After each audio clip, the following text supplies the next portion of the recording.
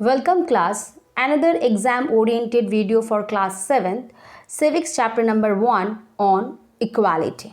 Okay class?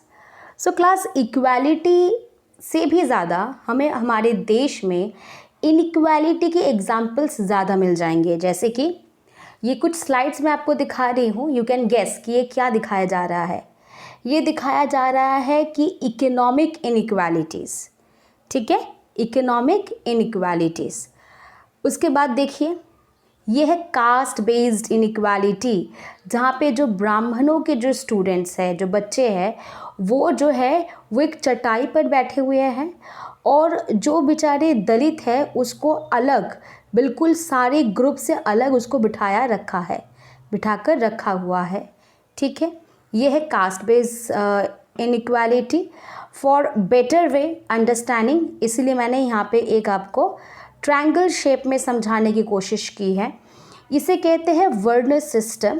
Caste based inequality में वर्ण system है, जहाँ पे फर्स्ट पोजीशन में ब्राह्मण है, फिर क्षत्रिय, वैश्यास एंड शूद्रास. ठीक है, शूद्रास जो है वो सबसे लोअर कास्ट है और ब्राह्मण जो है वो सबसे अपर कास्ट है. ठीक है, आगे बढ़ते हैं. ये देखिए, ये है हमारा इकोनॉमिक इनइक्वालिटी. देखने में ही आपको समझ में आ रहा है कि ये बच्चे बेचारे, इनका फ्यूचर कितना ज़्यादा ही बुरा है.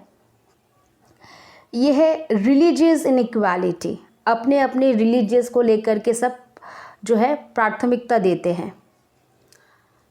अब हम जब इतना कुछ समझ ही गए हैं तो अब हम क्वेश्चन आंसर्स पे आते हैं, क्योंकि ये वीडियो जो है ये एग्ज़ाम ओरिएंटेड है, इसी वजह से क्वेश्चन आंसर्स पे हमें जंप करना पड़ेगा.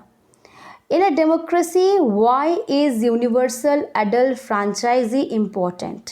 ठीक है, तो यूनिवर्सल एडल्ट फ्रेंचाइजी का मतलब होता है राइट टू वोट. अबोव 18 होते हुए ही as a citizen you have the right to vote. ठीक है, तो इसमें ये इम्पॉर्टेंट क्यों है? In a democracy every citizen is equal, क्योंकि डेमोक्रेसी में क्या होता है, हर सिटीज़न जो है वो इक्वल होता है. The concept of universal adult franchise is based on equality. और ये जो हमारे पास राइट टू वोट है ये इक्वालिटी भी बेस्ड करता है. Therefore it is important in a democracy, इसीलिए ये डेमोक्रेसी के लिए इम्पॉर्टेंट है. Under universal adult franchisee, every adult, irrespective of caste, creed, religion, sex, etc., is allowed to vote. ठीक है, मतलब कोई भी जेंडर से हो, कोई भी कास्ट से हो, कुछ भी क्यों ना हो, उसको जो है उसको ये अधिकार है कि वो वोट दे सकता है. तो I think each and every point is clear. Democracy का मतलब ही होता है every citizen equal. Universal adult franchise equality पे बेस्ड है, इसीलिए ये इम्पॉर्टेंट है. 4 ही तो लाइंस हैं जो आपको याद करने इस क्वेश्चन के लिए. नेक्स्ट क्वेश्चन पे आ जाते हैं हम. Reread the box on Article 15 and state 2 ways in which this article address inequality. ये आपको इनइक्वालिटी आर्टिकल 15 में जो है आपको ये बताना होगा कि यहाँ पे किस तरीके से 2 वेज है जिसमें कि state 2 ways in which the article address inequality. देखो, सबसे पहले क्या है, access to shops, public restaurant, hotel and places of public entertainment. यानी कि ज़रूर यहाँ पे जब यहाँ पे ये चीज़ मेंशन है कि कोई भी किसी भी पब्लिक प्लेस में जा सकता है, इसका मतलब पहले ये चीज़ नहीं थी. पहले लोगों को ज़रूर रोका जाता होगा, तभी तो यहाँ पे बताया गया है कि अब से ये नहीं हो सकता. अकॉर्डिंग टू आर्टिकल 15 अब से कोई किसी को रोक नहीं सकता है. बी पार्ट में क्या बोला जा रहा था, use of wells, tank, bathing ghat, road and places of public resort, maintain wholly और partly out of the state fund और dedicated to the use of the general public. यानी कि जितने भी सारे पब्लिक फैसिलिटीज़ है वो हर कोई उसको शेयर कर सकता है, यूज़ कर सकता है, जो कि जनरल पब्लिक के लिए है. ठीक है, आगे आते हैं. फिर हमारा थर्ड क्वेश्चन है, What do you understand by the term all person are equal before the law? Right to equality में क्या बोला था, all person are equal before the law, and why do you think it is important in a democracy, democracy में ज़रूरी क्यों है। It mean that every person from the president of the country of a domestic helper, मतलब इसका मतलब क्या है कि चाहे वो उस देश का प्रेसिडेंट ही क्यों ना हो, प्रेसिडेंट से लेकर के डोमेस्टिक हेल्पर तक, everyone has to obey the same law, हर किसी को जो है उस सेम, जो भी कॉन्स्टिट्यूशन में जो भी रूल्स एंड रेगुलेशंस हैं उसको मानना पड़ेगा।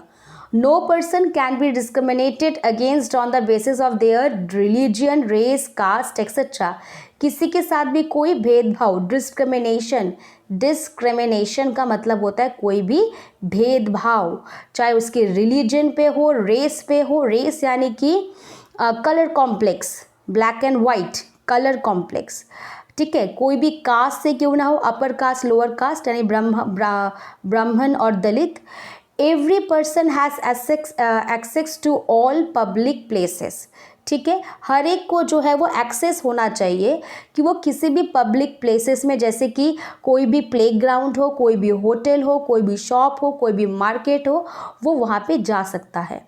All person can B use publicly available, जो भी चीज़ जनरल पब्लिक के लिए अवेलेबल है, पब्लिकली अवेलेबल है, जैसे कि वेल्स, रोड, बाथिंग घाट, वहाँ पे हर कोई जो है वो जा सकता है। कोई यहाँ पे ऐसा नहीं होना चाहिए कि भाई ये लोअर कास्ट का है तो ये नहीं जा सकता, ऐसा बिल्कुल भी सही नहीं है। Okay, equality. और अब हम आ रहे हैं इसी क्वेश्चन के साथ जो सेकंड क्वेश्चन अटैच है, why do you think it is important in a democracy, ये all person are equal before the law, ये डेमोक्रेसी में ज़रूरी क्यों है, तो इसका आंसर यहाँ पर है, equality is the soul of democracy. Soul का मतलब क्या होता है, आत्मा, ठीक है ना। If inequality on the basis of race, religion, caste etcetera continue to exist, democracy would never be flourished. अगर हमारे देश में इक्वालिटी सबसे पहले हम बात करते हैं कि डेमोक्रेसी जो हम कहलाते हैं वो बेसिक आइडिया इक्वालिटी से तो जुड़ा हुआ है। तो अगर हमारे देश में इतनी सारी इनइक्वालिटी फैली रहेगी तो कभी भी हमारे देश में डेमोक्रेसी इस तरीके से फ्लरिश्ड यानी कि डेवलप नहीं कर पाएगी। ठीक है, फिर से एक बार रिकैपिचुलेट कर लो। एवरी पर्सन, यहाँ पे सबसे पहले बोला गया है all person are equal before the law, इसका मतलब है ऑल पर्सन का मतलब होता है starting from the president to a domestic helper has to obey the same law. एक सेंटेंस में पूरा आपने क्लियर कर दिया। No person can be discriminated against the basis of their religion, race, caste etcetera. Every person has access to all public places including playground, hotel, shop and market. हर कहीं वो जा सकता है। ये कहीं ना कहीं आर्टिकल 15 का जो आपके 2 पॉइंट है वो यहाँ पे एग्जैक्टली आ गए हैं। Equality is the soul of democracy. If inequality on the basis of race, religion, caste, etc. continue to exist, democracy would never be flourished. Hope you understand. Next, अब इस चैप्टर में एक बहुत ही अच्छा पॉइंट था, वो था मिड डे मील प्रोग्राम का। ये बहुत ही इम्पॉर्टेंट फैक्टर है इस चैप्टर का। मिड डे मील प्रोग्राम क्या है? Is an initiative taken by the government. ये जो मिड डे मील है ये इनिशिएटिव किसने लिया था? गवर्नमेंट ने। ठीक है, तो एक्चुअली प्रोग्राम है क्या? This programme has been introduced in all government elementary school. ठीक है, एलिमेंट्री स्कूल मतलब किसी कहीं जगह पे 1 to 5th, किसी जगह पे 1 to 8 तक भी लागू हुआ है। To provide children with cooked lunch, इसका मतलब है to provide children with cooked lunch, बच्चों को क्या देना? Cooked lunch. ठीक है, लंच देना। कहाँ पे, किसने इसको स्टार्ट किया? गवर्नमेंट ने इसको स्टार्ट किया। कहाँ पर? इन ऑल गवर्नमेंट, इस बात का ध्यान रखना, प्राइवेट में नहीं, all government elementary school 1 to 5 और कुछ जगह पे 1 to 8 में भी एलिमेंट्री लिया गया है। ठीक है, more poor children have been enrolling and regular attending school. इससे बेनिफिट क्या हुआ? जितने भी सारे जो गरीब घर के बच्चे थे वो अब क्या करने लगे? एडमिशन लेने लगे हैं और एडमिशन के साथ साथ रेगुलरली अटेंड भी करने लगे हैं स्कूल को, क्योंकि अब समझ लीजिए भूखे पेट कभी पढ़ाई नहीं हो सकती। तो जब गवर्नमेंट ने उनको जो है कुक्ड लंच प्रोवाइड किया तो कुछ परिवार जो है अपने अपने बच्चों को भरपेट खाने के लिए भी स्कूल भेजने लगे। तो एक तीर से दो निशाना हो गया कि जो गरीब के बच्चे वो खा भी रहे हैं, ठीक है, पेट भर के न्यूट्रिशंस फूड खा भी रहे हैं, और साथ ही साथ वो एजुकेशन भी बेनिफिट उनको मिल रहा है, ठीक है। तो दो प्रॉफिट क्या है, more poor children have begin to enrolled, ठीक है, and regularly attending school, regularly attend कर रहे स्कूल को। This programmes has also help to reduce caste prejudice, क्योंकि सब लोग एक साथ बैठ कर खाना खा रहे हैं।